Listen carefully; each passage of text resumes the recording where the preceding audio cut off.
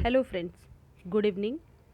गुलेदाउदी का पौधा विंटर का बहुत ही अच्छा खूबसूरत प्लांट है, लेकिन इसको किस तरीके से हम साल भर बचा कर रख सकते हैं या फिर जो फूल खिल चुके हैं उन्हीं प्लांट में दोबारा फ्लावरिंग हम कैसे ले सकते हैं, आज के इस वीडियो में हम इन्हीं बातों को डिस्कस करेंगे।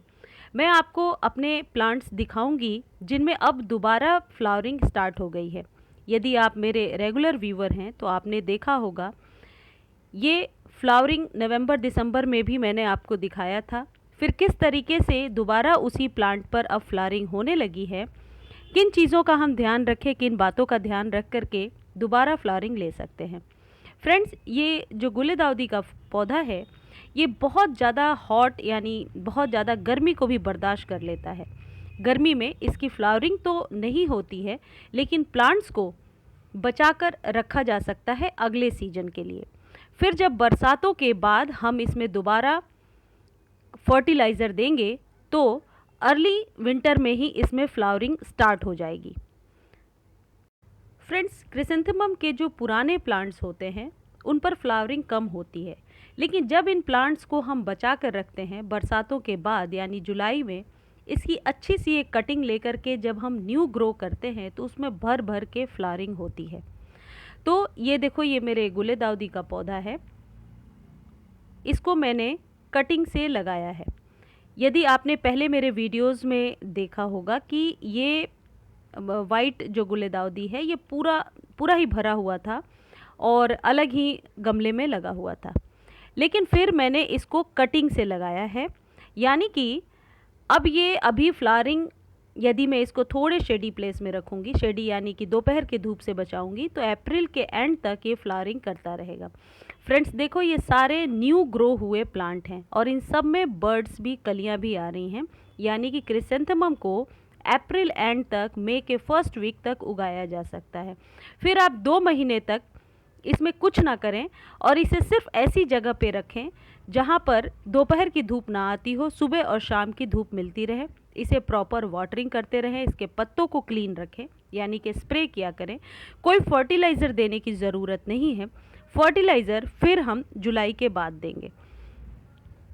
फ्रेंड्स, गुलदाउदी को बचा कर रखने का पहला स्टेप ये है कि जो आपके पास पहले से प्लांट है, जो आप नवंबर दिसंबर से जिसमें फ्लावरिंग ले रहे हो, पहले उसके सारे सूखे पत्ते को हटा दो। जो ब्रांच ऐसा आपको लगता है कि अब ये डेड होने वाला है उसे कट करके हटा दो। अच्छे से प्रूनिंग कर दो। प्रूनिंग करने के बाद उसमें थोड़ी सी गुड़ाई करके आप उसे साइड में रख सकते हैं। ज़्यादा बड़े प्लांट को बचाना मुश्किल होता है, लेकिन प्लांट्स की जब प्रूनिंग कर दी जाती है तो उसमें नए नए ब्रांचेज आते हैं। मैंने इनको कटिंग से लगाया है।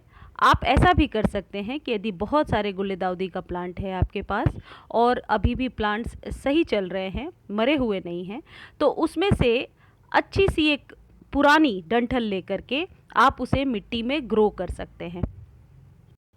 जिन लोगों के पास ग्राउंड में जगह है, मतलब वो पॉट में नहीं उगाते, ज़मीन पर उगाते हैं, तो वो ये गमले से निकाल कर ज़मीन पर रीग्रो कर सकते हैं। यानी इन प्लांट्स को एज इट इज़ निकाल कर आप ज़मीन में लगा सकते हैं। इससे प्लांट्स को बचाना और भी आसान हो जाएगा। वैसे गमले में भी प्लांट्स को बचाया जा सकता है। मैं हमेशा अपने गुलेदाउदी के प्लांट को बचा कर रखती हूँ।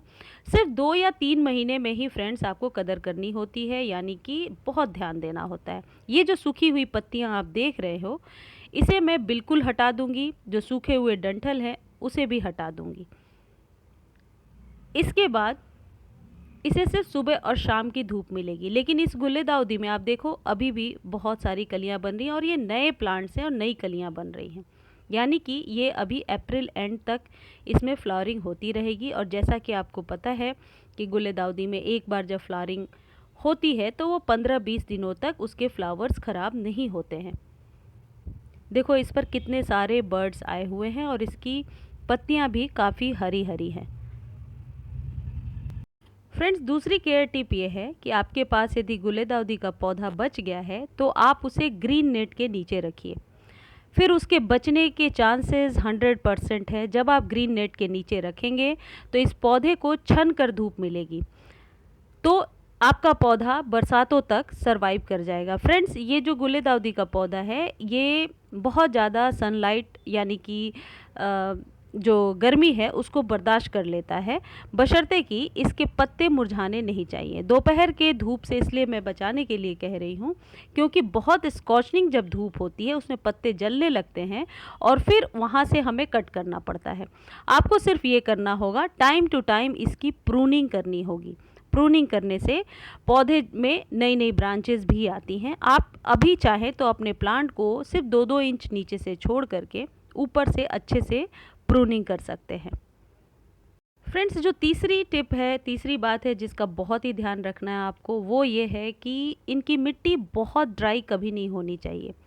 सभी फ्लावरिंग प्लांट्स के लिए आप ये बात ज़रूर ध्यान रखें कि यदि मिट्टी बहुत ड्राई हो जाएगी तो पत्ते भी सूखेंगे और फ्लावरिंग भी अच्छी नहीं होगी। इनकी मिट्टी में आपको मॉइस्चर बना करके रखना है। मॉइस्चर बनाने के लिए आप स्प्रे कर सकते हैं सुबह शाम। मैं आपको आगे के अभी वीडियोस में बताऊंगी कि किस चीज़ को पानी में डाल करके हर एक 15 दिनों पर यदि आप स्प्रे करेंगे तो गारंटीड आपके गुलेदाउदी का प्लांट साल भर आसानी से बचाया जा सकता है और उस प्लांट को कोई नुकसान नहीं होगा।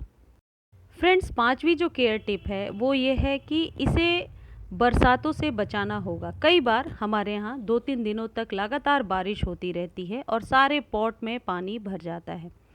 ऐसे में इसके रूट्स गल जाते हैं, फिर इतने टाइम से जो हम मेहनत करते आ रहे हैं इसे बचाने के लिए उस पर पानी फिर जाता है। तो कभी भी जब बरसात शुरू हो, एक दिन बरसात में यदि ये पौधा रहता है कोई बात नहीं, लेकिन 2-3 दिनों तक आपको खुले में नहीं छोड़ना है जहां बरसात का पानी इसके पॉट के अंदर जमा हो। इसमें 99.9% चांसेस हैं कि रूट गल जाएगी और आप अपने पौधे को बचा नहीं पाओगे। तो जैसे बहुत सारे ऐसे हमारे प्लांट्स होते हैं जो बरसातों में बहुत अच्छे से खिल जाते हैं क्योंकि रेन वाटर जो है वो हमारे प्लांट्स के लिए बहुत ही फलदायक है, उसमें नाइट्रोजन भी है, फॉस्फोरस भी है। रेन वाटर किस तरीके से हमारे प्लांट्स पर काम करता है, इस पर हिंदी और इंग्लिश दोनों में वीडियोस मेरे चैनल पर हैं, आप देख सकते हैं। हमारे प्लांट्स के लिए बहुत अच्छा होता है। लेकिन गुलेदाउदी के पौधे के साथ हमें इस बात का विशेष ध्यान रखना होता है कि ये बरसात में बहुत देर तक नहीं रहना चाहिए। एक बार यदि बरसात का पानी डलता है तो आप इस बात का ध्यान रखें कि यदि मिट्टी थोड़ी सी मॉइस्चर है तो फिर वहाँ से आप हटा दें। ज़्यादा पानी या फिर बहुत ज़्यादा गीली मिट्टी आपके प्लांट को नुकसान पहुंचा सकती है। सिर्फ मॉइस्चर को मेंटेन करके रखना है, कभी भी दलदला प्लांट नहीं बनाना है। फ्रेंड्स, गुलदाउदी को दोबारा रीग्रो करने के लिए आप जो ये प्लांट बचा कर रख रहे हैं, जब बरसात यानी कि जुलाई के बाद आप कलम या कटिंग लगाने के लिए पुराने पौधे से 3 से 4 इंच की कटिंग लेकर उसके ऊपर के 2-3 पत्तियों को छोड़कर बाकी हटा दें। उसे बालू से भरे ट्रे में या कप में आप लगा दीजिए। कलम का आधा से 1 इंच तक का हिस्सा अंदर रखें, अंत में थोड़ा पानी छिड़क दें। इनमें कुछ सप्ताह के बाद नई पत्तियां आ जाएंगी। उसके बाद इसे किसी बड़े पॉट में लगा सकते हैं। हम बालू में लगाने की सलाह इसलिए देते हैं क्योंकि इसमें जड़ों को फैलने का बहुत टाइम मिलता है।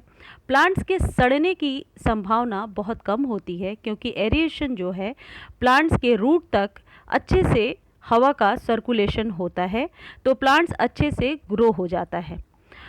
अब हम इस बात को देखेंगे कि पानी में ऐसा क्या मिला करके हम स्प्रे करें जिससे ये पौधा हरा भरा बना रहे बरसात तक। फ्रेंड्स, हर एक 15 से 20 दिनों के बाद आप पानी में थोड़ा सा एप्सम सॉल्ट, एक चुटकी, बहुत ज़्यादा नहीं, एक चुटकी एप्सम सॉल्ट, एक 1 पिन ऑफ एप्सम सॉल्ट को पानी में मिलाकर अपने प्लांट्स के सभी पत्तों पर स्प्रे कर दिया करें। मैं ऐसा अपने अनुभव से बता रही हूँ और मैं ऐसा हमेशा करती हूँ। इससे प्लांट्स हरे भरे भी बने रहेंगे, फ्लावरिंग नहीं होगी, लेकिन प्लांट्स कभी भी सूखेंगे नहीं। जो एप्सम सॉल्ट है वो क्लोरोफिल को बनाने में मदद करता है जिससे कि प्रकाश संश्लेषण की प्रक्रिया होती है, पौधे हरे बने रहते हैं और पत्तियां काफ़ी ग्रीन होती हैं। एप्सम सॉल्ट हमारे प्लांट्स पर किस तरीके से काम करता है, इस पर कई सारे वीडियोस मेरे चैनल पर हैं जो आप जाकर देख सकते हैं। फ्रेंड्स, ये वो पुराना पौधा है जो आपको मैं कई बार अपने वीडियो में दिखा चुकी हूँ। इसी की कटिंग को लेकर के मैंने ग्रो किया है उस प्लांट को जो अभी आप देख रहे थे।